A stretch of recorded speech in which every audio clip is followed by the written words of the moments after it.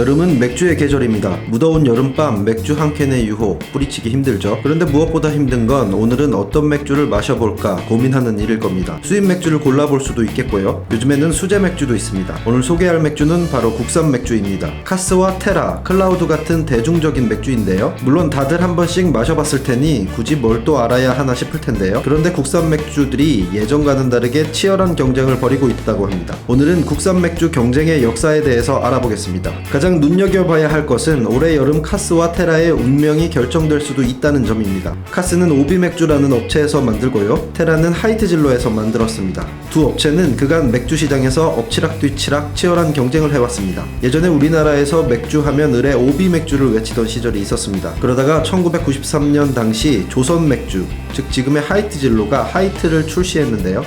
지하 150m에서 끌어올린 천연 안반수라는 광고 문구가 통하면서 인기를 끕니다. 그리고 출시 3년 만인 1996년에 국내 맥주업계 1위를 차지하게 되죠. 그런데 오비 맥주에도 비장의 카드가 있었습니다. 1994년 출시된 카스라는 제품인데요. 카스는 서서히 인지도를 높이다가 지난 2012년쯤 소맥 열풍이 불면서 하이트를 밀어내고 다시 1위 자리를 되찾게 됩니다. 카스와 처음처럼을 섞어 마시는 카스처럼이 소맥의 대명사가 되면서 국내 맥주 시장의 왕좌를 차지한 겁니다. 이후 맥주 시장은 잠잠했습니다. 카스가 안정적인 1위를 지켜온 건데요. 그런데 지난해 하이트진로가 의욕적으로 신제품을 출시합니다. 바로 테라입니다. 이게 인기를 끌면서 다시 전운이 감돌고 있습니다. 맥주업계에서는 이번 여름이 향후 국산 맥주 브랜드의 운명을 가르는 전환점이 될 가능성이 크다는 분석을 내놓고 있습니다. 일단 테라는 이슈화에는 성공한 분위기입니다. 메리츠 증권이 올해 4월 여의도와 강남 등 서울 중심 상권을 대상으로 자체 설문조사한 결과 테라의 점유율이 70.7%로 나타났다고 하는데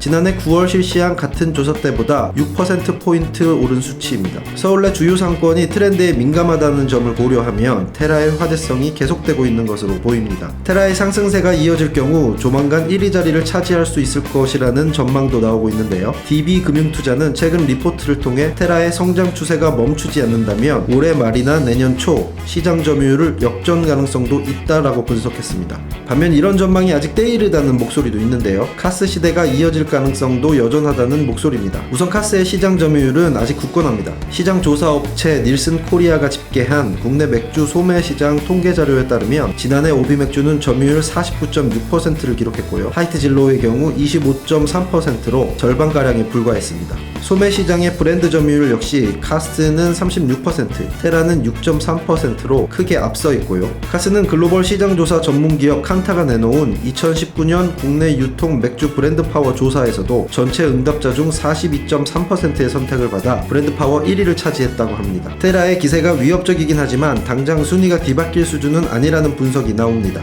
카스와 테라뿐만 아니라 이번 여름에는 새로운 다크호스가 등장할 것으로 보이는데요. 바로 롯데주류의 클라우드입니다. 기존 클라우드의 알코올 도수는 5도인데요. 여기서 0.5도를 낮춘 신제품을 출시한다고 합니다. 그간 클라우드가 프리미엄 맥주 시장을 공략해온 만큼 신제품은 대중 맥주 시장을 집중 공략할 것으로 보입니다. 여름은 맥주업계의 최대 성수기로 여겨집니다. 여름 장사가 한 해 장사를 결정지을 수도 있습니다. 특히 올해처럼 각 업체가 사활을 걸고 있을 때는 더욱 그렇습니다. 카스냐, 테라냐, 아니면 클라우드냐, 올 여름밤 우리가 선택한 맥주 한 캔이 국내 맥주 업체들의 운명을 가를 것으로 보입니다.